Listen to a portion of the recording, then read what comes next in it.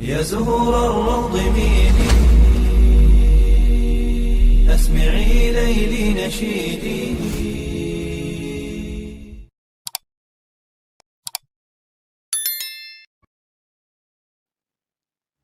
Assalamualaikum warahmatullahi wabarakatuh. Syukur alhamdulillah, dalam kesempatan yang mulia ini kita masih diberikan banyak kenikmatan sehingga kita dapat berjumpa kembali di channel ini. Marilah kita senantiasa bersolawat serta salam kepada junjungan kita semua, yaitu baginda Nabi Muhammad sallallahu alaihi wasallam. Allahumma sholli ala sayyidina Muhammad wa ala ali sayyidina Muhammad. Doa dan harapan saya, semoga sahabatku semuanya selalu diberikan kesehatan, diampuni dosa-dosanya, dikabulkan segala doa dan hajatnya, serta dilapangkan rezekinya oleh Allah Subhanahu wa Ta'ala. Amin ya Rabbal Alamin.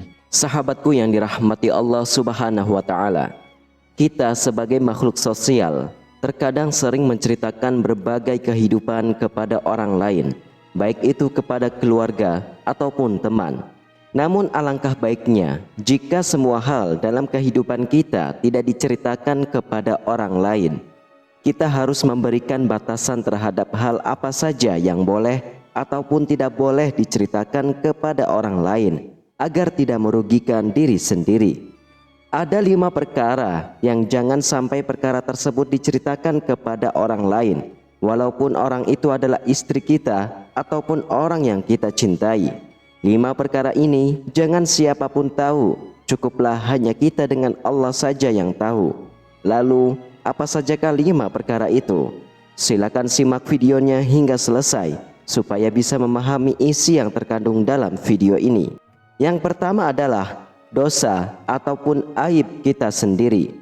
Islam melarang kita untuk membuka ataupun menceritakan aib sendiri setelah Allah menutupnya.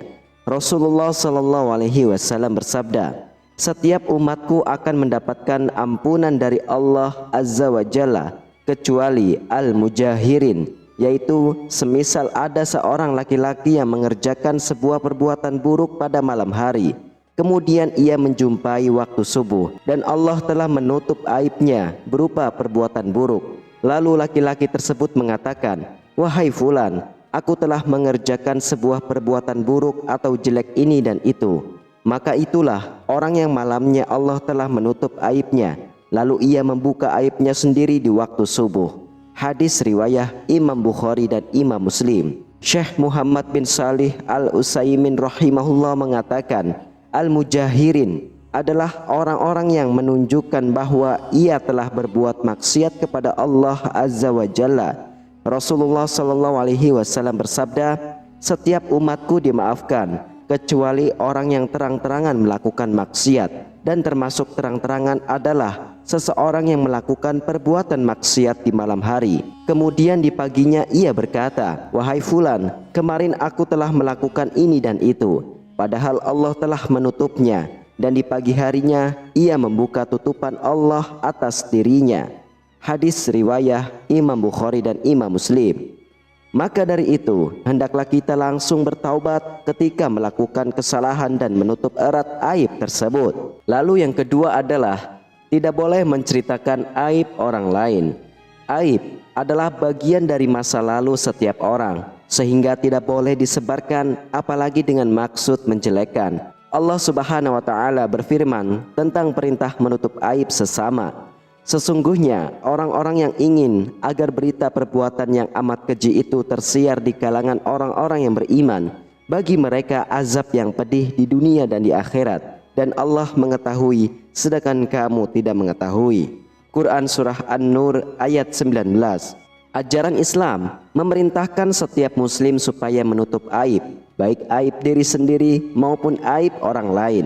Rasulullah Shallallahu Alaihi Wasallam bersabda, wahai orang-orang yang beriman dengan lisannya tetapi tidak beriman dengan hatinya, janganlah kamu mengumpat kaum muslimin dan janganlah membuka aib mereka. Barang siapa membuka aib saudaranya, niscaya Allah akan membuka aibnya, dan siapa yang dibuka Allah akan aibnya, niscaya Allah akan menunjukkan aibnya meskipun dirahasiakan di lubang kendaraan.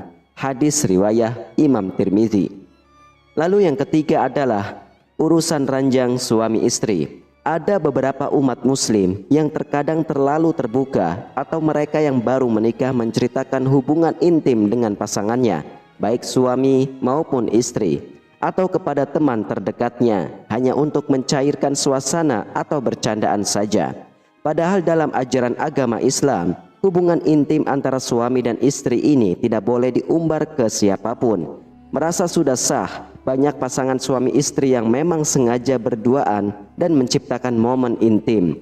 Karena sudah sah, maka tidak ada lagi fitnah serta terhindar dari zina. Karena itu tidak jarang mereka mengumbar urusan ranjang kepada orang lain. Padahal menceritakan urusan ranjang kepada orang lain adalah sesuatu hal yang sangat dilarang. Sebagai pasangan suami istri, jangan sampai dibicarakan atau bahkan diumbar dengan orang lain. Hal ini menjadi perhatian Rasulullah SAW bahwa perilaku itu terlarang. Rasulullah SAW pernah bersabda, paling buruknya kedudukan manusia di sisi Allah nanti di akhirat adalah orang laki-laki yang berhubungan badan dengan istrinya lalu ia menceritakan rahasianya kepada orang lain. Hadis riwayah Imam Muslim. Lalu yang keempat adalah menjaga amanah orang lain. Dari Jabir bin Abdullah, Rasulullah SAW bersabda, jika seseorang menceritakan sesuatu peristiwa kemudian ia berpaling, maka cerita itu menjadi amanah. Hadis riwayah Imam Tirmizi. Amanah merupakan salah satu sifat mulia yang dimiliki oleh Nabi Muhammad SAW. Ajaran untuk bersifat amanah ini sejalan dengan perintah Allah dalam Quran surah An-Nisa ayat 58 yang artinya, sesungguhnya Allah menyuruh kamu menyampaikan amanah kepada yang berhak menerimanya dan menyuruh kamu apabila menetapkan hukum di antara manusia supaya kamu menetapkan dengan adil. Sesungguhnya Allah memberi pengajaran yang sebaik-baiknya kepadamu dan sesungguhnya Allah adalah Maha mendengar lagi Maha melihat. Rasulullah juga pernah bersabda tentang amanah yang diriwayatkan oleh Imam Ahmad. Tidak ada iman yang sempurna bagi orang yang tidak memiliki sifat amanah dan tidak ada agama yang sempurna bagi orang yang tidak menepati janji. Amanah memiliki arti dipercaya atau terpercaya. Sementara itu, jika dilihat dari sisi akidah dan syariat agama, amanah adalah segala sesuatu yang harus dipertanggungjawabkan dan berkaitan dengan orang lain atau pihak lain. Amanah bisa berupa benda, pekerjaan, perkataan, ataupun kepercayaan. Maka amanah bisa berbentuk apa saja yang nantinya akan dimintai pertanggungjawabannya. Sebagai contoh dalam pergaulan sehari-hari, kita sering mendengar cerita dari rekan ataupun sahabat tentang diri mereka dan juga orang lain. Sadar ataupun tidak, sebenarnya cerita-cerita tersebut menjadi amanah buat kita. Karena dipandang sebagai amanah, itu menjadi rahasia yang harus dijaga. Setiap cerita yang sampai kepada kita pada dasarnya semua adalah amanah. Apakah itu benar ataupun salah, keduanya harus dirahasiakan dalam arti tidak memberitahukan kepada orang yang tidak berhak untuk mengetahuinya. Rasulullah SAW bersabda, barang siapa yang menutup aib saudaranya, maka Allah akan menutupi aibnya di dunia dan di akhirat kelak. Hadis riwayah Imam Ibnu Majah. Dalam hadis lain dari Rasulullah SAW juga bersabda, khianat terbesar adalah ketika engkau membicarakan saudaramu perkara yang bagimu itu menganggap dirimu jujur, padahal baginya dirimu adalah pembohong. Hadis riwayah Imam Bukhari. Kemudian yang kelima adalah orang yang dipercaya memandikan jenazah. Dari Abu Rafi radhiyallahu an secara marfu, siapa yang memandikan mayat lalu ia menyembunyikan aibnya, maka Allah akan mengampuninya sebanyak 40 kali. Hadis sahih yang diriwayatkan oleh Imam Baihaqi.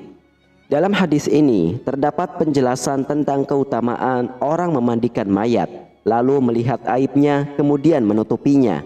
Orang yang melihat kekurangan pada mayat itu ada dua macam.